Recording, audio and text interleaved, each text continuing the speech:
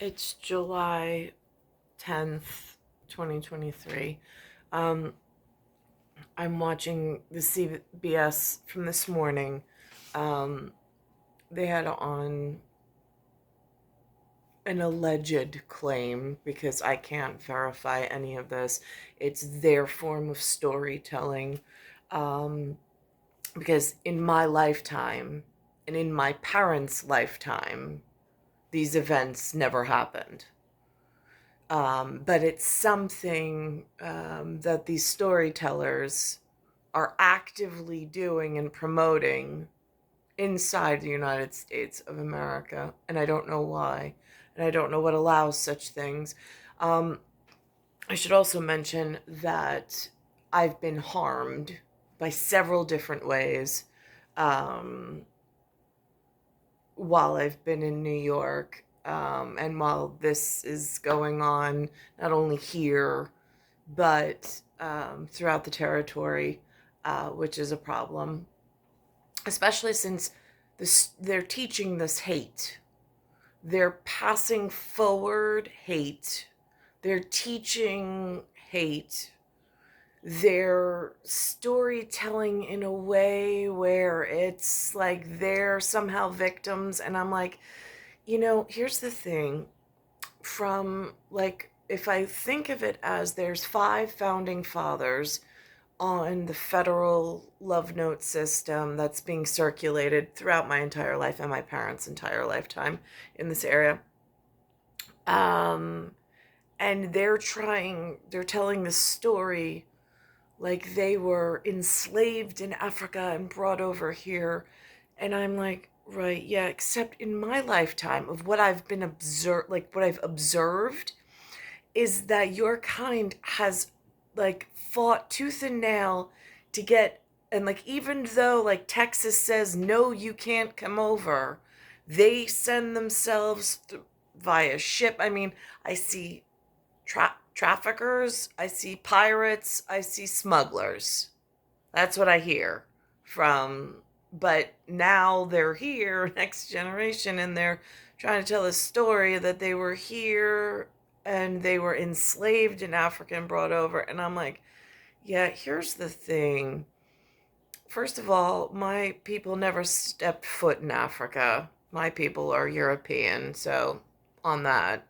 Um, and as far back as I know, never owned a slave. My grandparents, my parents, or myself. So, but you're bringing this hate to the table of me and my kind, and I've actually been hurt by some real versions of you in my lifetime. Um, so I'm really having trouble with, why do they allow this? Like, I was stripped of all of my heritage and culture and history, but in my lifetime. And yet they're allowing this story to go on. I'm like, it makes no sense to me whatsoever. So I'm just gonna make note of it since they keep bringing it up. And then I'm going to go to a piece that the Army put out. Because I'm like, how can the armed forces that uses the U.S. in the US, which has very really who the 5 faces of founders and originators are, at storytelling correctly for one anchor of reality.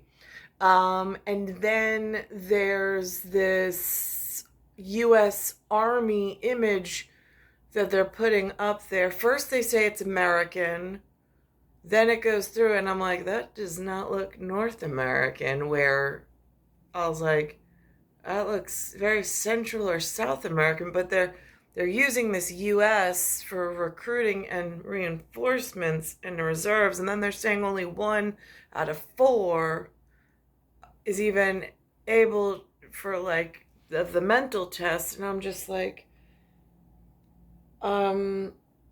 I'm confused. Like, on one level, I get it, to make ranks, keep ranks, and make sure that there is a line of sight as to what these people are all involved in, and then a real like internal police force that doesn't need like, I mean, it works however it works. um but I guess that's where riff raff comes in. But it's confusing why in this US and us system someone like myself was not brought up to like where do they keep the noble kids and the safe like the noble kids, like where do they group together? Like, again, I what I do know, I mean, it's confusing because why am I like held alone, and yet these things exist? They feed them, clothe them, give them educations, give them work. I mean, and it's a sustainable system, but yet they're angry at people like myself in other sections, like putting this hate forward of the white person, and of government and of other things. And I'm like, I'm, as an artist, like trying to watch somebody else who crafted the system before I arrived. I'm observing it, and I'm trying to logically make sense of what humans are up to, sharing like this ear thing space. Um, Congrats. We begin this hour with a new museum reclaiming a site that holds a solemn place in American history. The International African American Museum opens its doors on the Charleston, South Carolina waterfront earlier this summer. The $120 million project is no ordinary tourist attraction. Mark Strassman shows us why this location and mission are so important. and again, it doesn't sound like they came over here with bags of money. So, in order to make passageway legally, like the way that the last few ancestors made it over here, there would have had to have been some record history of it. I'm not quite sure why they're telling it this way, because it's like, listen, if your people over there like paid for like a smuggler, a drug trafficker, a human trafficker, or a pirate in order to gain access to the territory that we now know of as the United States of America, why on earth is somebody perpetuating this level of history? This just gets really confusing. This is an American story. You feel it throughout Charleston's new International African American Museum. The power of resilience. I think sometimes we need to be shocked. Malika Pryor guided us through 9 galleries that track America's original sin, the history of the Middle Passage. All right. And then there's this river of sin. And I'm like, whoa, they really said river of sin? Oh, does River Thames know? Because this seems to be an ongoing problem again. Like, I've got a Quattro and a Tessaris, and then, yeah. And then there's a cat, and there's a 4, and it's just, why do the golf people say 4? Like, that was a thing at some point, wasn't it? Like, I don't know, they had some live tournament. It seems like it's gotten way out of hand in whatever the humans are up to. More than 12 million enslaved people shipped from Africa as human cargo. Their anguish and despair. What did they lose? What did they have to sacrifice? What did they have to hide? But exhibits also pay homage to something else. Faith that freedom would one day be theirs. I expect different people to feel different things. Tanya Matthews, the CEO of this museum. See, like, she says it without anger. Like, again, almost like an artist. That's the script they were given. Whatever. I was given whatever I was given. And it's a corporate relationship. Where it comes into trouble is the troubled souls from everywhere else outside of this like educational like made up history that everybody, because none of us really here, so this is all like I don't know what. So but when they start to teach that the founders and the government at some point like they were victims, and then like others join in on that, like others that maybe didn't grow up in America the first time, like they grew up elsewhere and had a problem, and then they come here with their hate, and then they think that this is, they learn new ways to take out their anger on like the innocent, myself being one of them. That's where it comes into like a real problem. Museum built on scarred and sacred ground.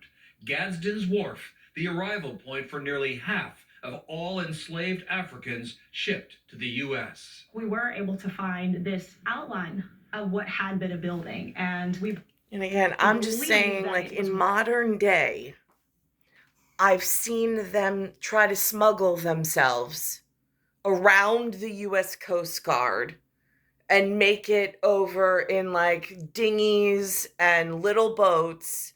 I don't really see in a modern day and age like the Navy chaining them up and putting them on ships and forcing them to live in America.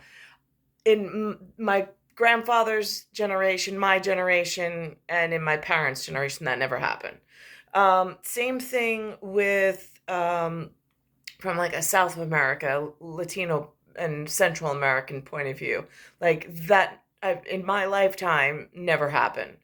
So, and then that never also happened in the European history that like of what my father grew up to. Like if we go there now, there's no, like this is not even a story from the hometown that he comes from. So again, this is like something real new. Because we go back generations in America, both sides of my family. So I'm just trying to like without any extra, like just take an inventory of my own situation. I hear them.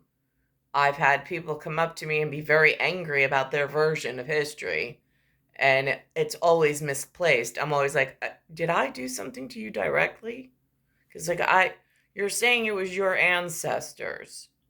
So this gets confusing because were you alive when they were here? No? Well, then this conversation shouldn't even be happening. one of the many storehouses. We do know that captured Africans, once they were brought into the wharf, were often, or in many cases, held in these storehouses, awaiting their price to increase. Wait a minute. If I put that in modern text, like when there's illegal people trying to run the borders or evade the law and make it into, then it becomes some other process within the United States of America. So are they saying that they, I mean, like, again, disease and like, I mean, there's a lot of things that go on in public health to keep what's already inside the borders and doesn't know that something's trying to come in. I mean, so if they hold them in quarantine or in some form of like interim space, like again, just want to make sure they're telling the story correct. Because if I asked a U.S. border personnel who actually works customs and borders, I think they call themselves CBP, I'm sure if we asked them to tell this museum story in a modern day, it sounds very like, wait a minute, because I've been taught this my whole life. But then when I go and I look at the disaster that's going on for the poor people that work at CBP, I mean, they get paid, they have benefits, it's their life choice of how they protect, like, as a team member. But this is just,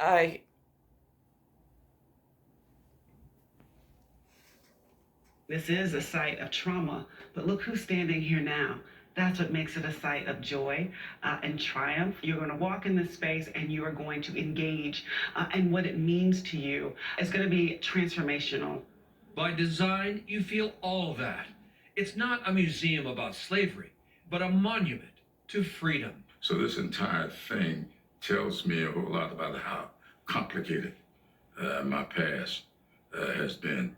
Representative James Clyburn, South Carolina's veteran congressman, championed this project for more than 20 years. It has the chance of being the most consequential thing that I've ever done.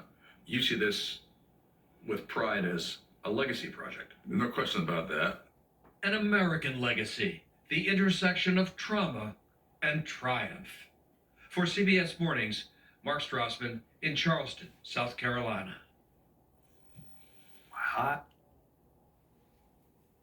Now, do they have a billing department elsewhere that pays for these things, like for whatever's going on here? Like, I don't know how this modern system's working. It gets very confusing. In fact, in my life frame, while I was being schooled one way, there was, with no hate, no prejudice, no anything, just minding my own business and trying to make sure that I had a correct relationship for enjoying the rest of my life, to set it up correctly. There seems to have been something going on in the city. Later, fast forward 20 years, because that's between the lifespan between me and my first son, who arrived under a code of Y2K. I'm not quite sure. It's just like a marker in time. There was, again, when I interviewed him to go to Virginia was very helpful when we built the house down there and was going to move down there, about allowing us to interview different schools to see like what the school was, what the populations looked like of the state that we were moving to, that was where we didn't know anybody. So that was interesting. And then to have come back to New York and saw the changes almost on like a fast forward was another eye-opening experience over his curriculum. So that's a story that I've heard them perpetuate for a while I've been here. My parents, my grandparents, my parents, and myself never participated in harming anyone like that. So it doesn't really fit into like why things were done to me, or I was blocked from certain pathways, or told to wait or hurt. But then I'm going to go over to now something that the Army put out, just because it's under the U.S. umbrella. But it gets confusing because I went almost to try to find out after I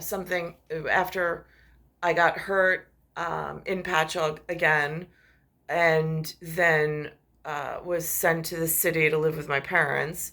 And my 3 children went one way, and my one son and I went another way, not because I chose to, for certain.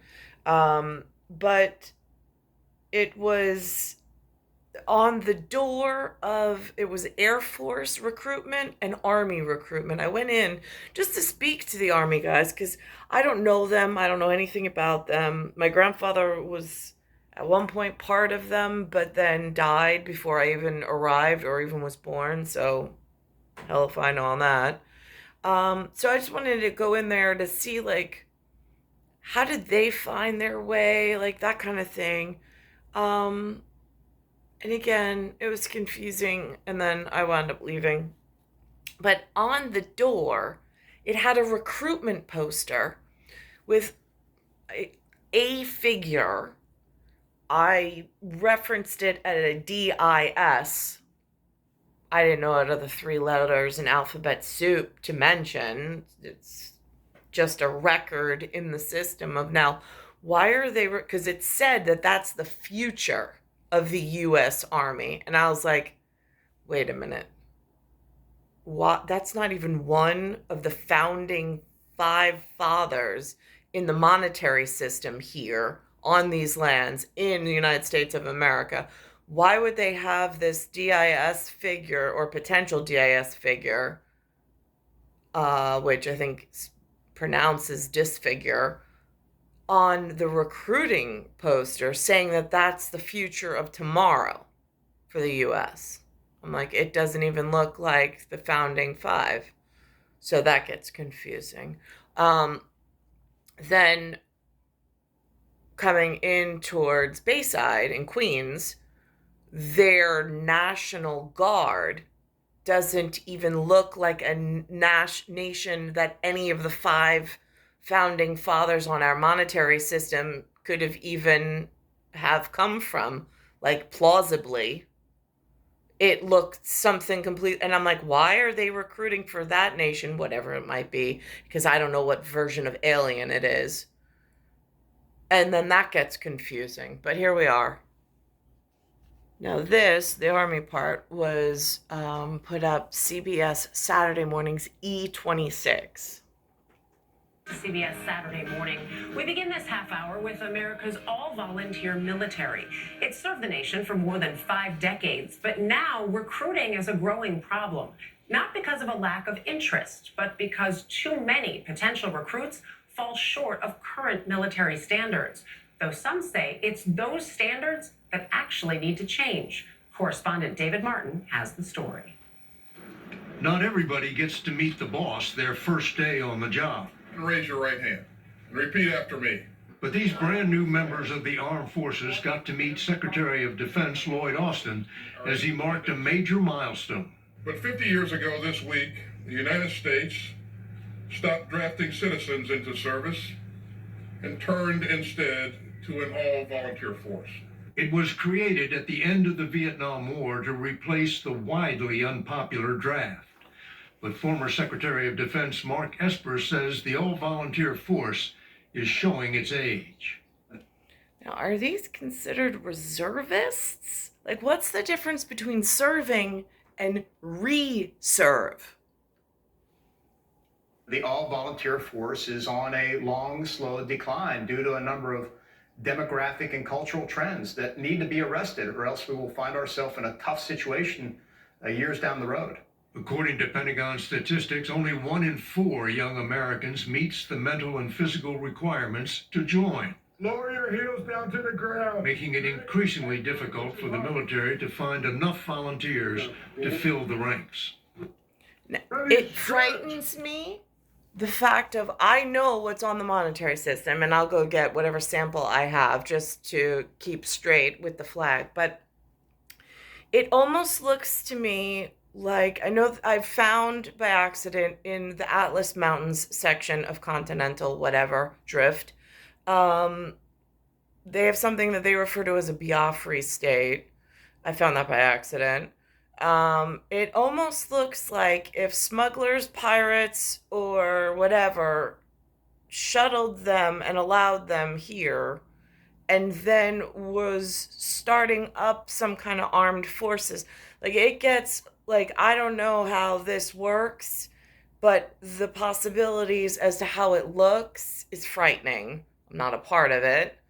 I want to separate myself from that completely because I don't know what the implications might be, but I'm looking. And then to second to that is the children are taught to sit still in classrooms and follow directions. But there's not a lot of, when I had this, when I was little, except when I was little, wherever I was taken to the Glen, thank the Lord, which I do, we had presidential SEAL adjudicators that came and did physical fitness tests, physical fitness standards, and did Air Force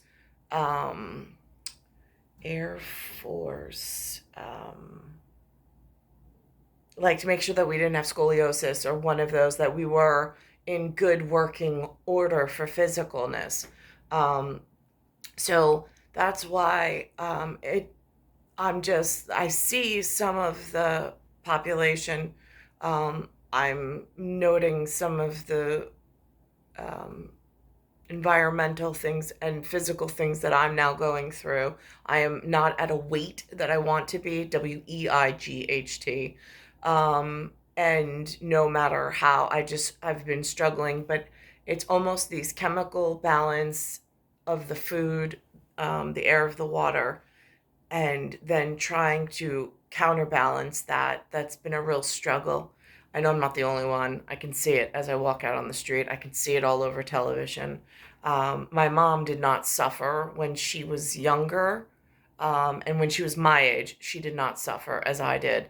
And then all of a sudden there was this big change in her weight. And then over the decades, it's like this shift that it's hard to recover from. And I'm not sure if these are, again, biological chemical ingestion attacks. For medical purposes, I don't know what they're up to, really. I don't. I mean, and if plausibility things, it's just, but I know that my own physicality has been under attack during this entire time. The Army has started a prep camp for those who want to join but can't meet the standards. But Corey Shockey of the American Enterprise Institute says there needs to be a more basic change. The standards that we set for admission to the military have become increasingly onerous. These recruits are going through prep camp because they failed when measured against the Army's height to weight chart, a standard that hasn't changed in 30 years. The kinds of jobs that the military increasingly needs to. And what's the difference between the National Guard and this Army? What's the difference? And then I hear that there's some Royal Air Force. What's the difference with them and then the U.S. Air Force? Like, I'm struggling at this point to really understand what it is that they're up to and how it's affected and impact me in every area and aspect of my life. Talent for may require different standards, and that doesn't mean lowering standards, it just means different.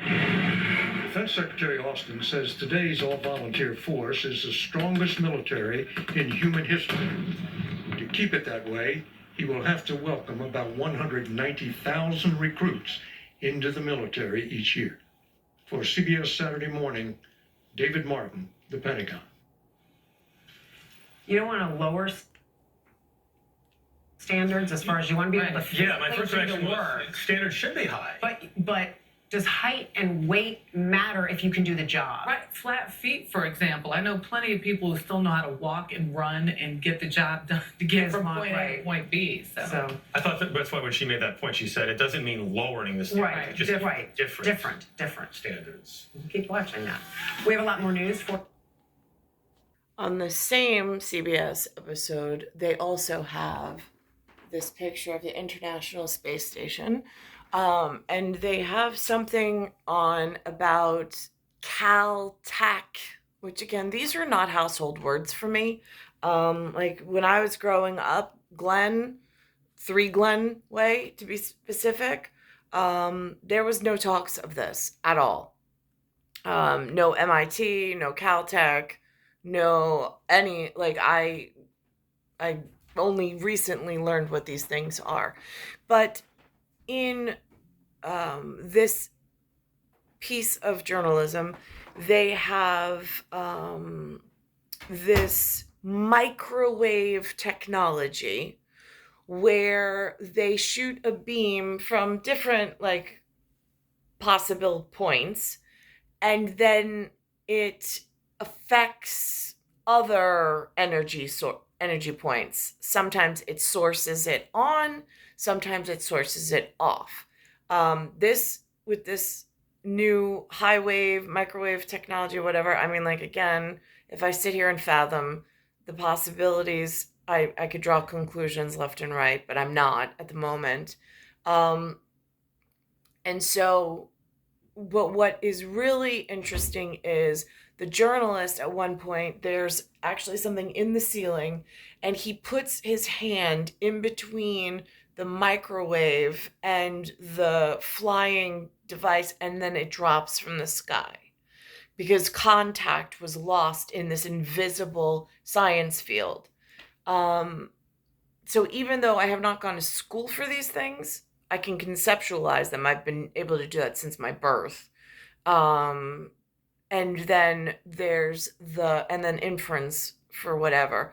But when I went to Stony Brook Hospital that night, after calling Houston, like, Houston, we have a problem, but couldn't even get the words out, I was suffering from something that could be in this field of science, impacting my ability to not only hold thought, which they've called it Havana syndrome, just recently on 60 Minutes. Like, again, I don't have confirmation of exactly what it was, but when I went to Stony Brook, they didn't even do a neurological scan to see if it was a stroke.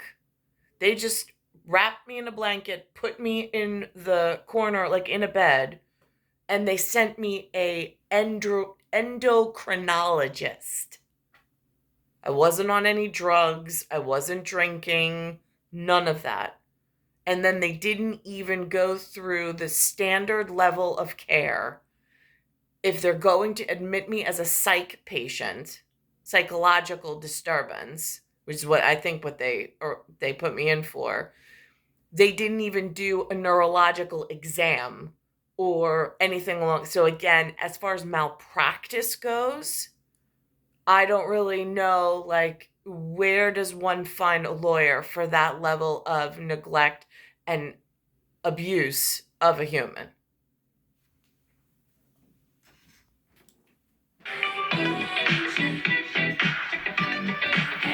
In a 1941 short story, Isaac Asimov envisioned a world of solar power harvested in space.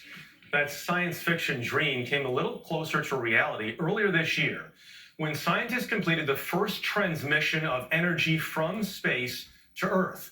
The results could revolutionize carbon-free energy. Recently, we met the scientists behind this achievement in Pasadena, California. Oh my God. We got it, guys. This video captures a moment some have compared to Alexander Graham Bell's first telephone call. There we go. A microwave beam of energy sent directly from a satellite in space and received on Earth by scientists from Caltech. Now, my father is a Cattaruzza de Roya. What I don't understand, and my mother is like the American version of that with her blood type. What I don't understand is I was not geared towards or even allowed this level of science exploration or access to equipment or a possibility of like anything astronomy related. I wound up having an astronomical anomaly, like, child, but like was already predicted and then wound up happening, because that's how it works. At like, there's some areas of science where like failure's not an option. So we're like biblical prophets, and then things happen, and the astronomers and polyscience is used. Like, there they knew. But my journey has been completely mishandled and misrouted, even though the child arrived. And so now there's that level of, why was I withheld and harmed at that level of certainty, while other areas are able, in the same time frame, are able to get to this level? It makes no sense to me whatsoever. especially when you bring into the accounts of, we started this story or this clip with them in a museum talking about slavery, but inside an area of the United States of America, in North America. But yet the people telling the story are not part of a slavery story within their life frame or their parents' life frame. So now that gets really confusing. Why was I withheld of even being able to get to any level worth living? Like living your best life? Yeah, it never happened. Ali Hajimiri co-led the team that did it. It was a little bit unreal initially, and then it took us a little bit of time for it to sink in. Solar power currently provides about 3 to 4% of the world's energy needs, but it only works during the day or when there are no clouds. In space, the sun always shines. The challenge has always been how to capture enough of it and get it back to Earth. Let's try this. Can you turn the power off and then turn it back on? I'm going to keep it in the same place. Hajimiri has been developing the technology to do this at his Caltech lab for decades. And while that is the future, at Guru, the company he co-founded, he showed us how beams using currently available energy can power basic household devices right now, using that same technology. So there's like a beam of energy right now. Yes, exactly. And sending it specifically here, nowhere else. To this location. Yeah, it's just like standing in front of let's say, a heat lamp. Yeah. So that's basically the kind of energy it's sending. At this station, these lights get their power from a transmitter overhead. The direction of its signal is controlled by a joystick. Whoa, that's hot. While you're standing right in front of it. I feel my power growing right now. The same power source works on other devices. There's no battery in this drone. No. There's no other power source. It's being charged from up here. Yeah, correct. So so I just messed it up. You blocked it, yeah. I blocked the power. So he blocked it, and then it's not working correctly anymore. And something along those lines was happening to me that night. Again, it did not feel like a pressure change intracranial necessarily, but there was other things that were going on that are problematic, but I, again, have a really hard time reporting it because of what was involved. The power. Yeah, so you can see that power is coming from So it's not getting, so it's going again. So you're powering your drone, could you power an airplane? You could it versatile in the long run once you have it in space. Yeah, but you have to have a full-size system.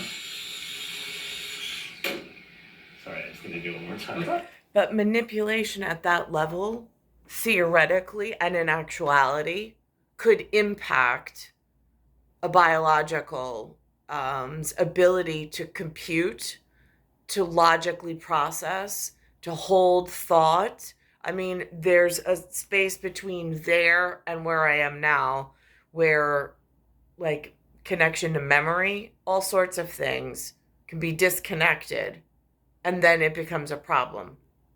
But there's chemical factors. That's one level of reporting in the outside. But then there's like this photon spectrum, which is where like gamma, upper and lowercase gamma, and that level of scientist is. And then I've got these insane locals who just come into my house and have me arrested or taken out in ambulance. I mean, I'm just minding my own business. I'm not drinking, I'm not smoking, I'm not doing psychedelics, I'm not doing anything on a schedule, nothing. And they just take me out. They stick me with some kind of needle of I don't know what substance, but it knocks me out. And then I wake up hours later in the same hospital. These are like advanced warfare tactics, and I don't know how to get to help. Like, do I ask the president? I don't know. He's the one who picked Lloyd Austin as his guy in charge of the army. That seems problematic based on the abuse I've suffered in these areas. And then there's what, Governor Hochul? What's that conversation going to sound like? It's star 1978, star 8378, Nicole, Cattaruzza. It's Earth, solar system, Milky Way, universe, galaxy is broken. And it's Bayside Station, Bayside, New York, 11361.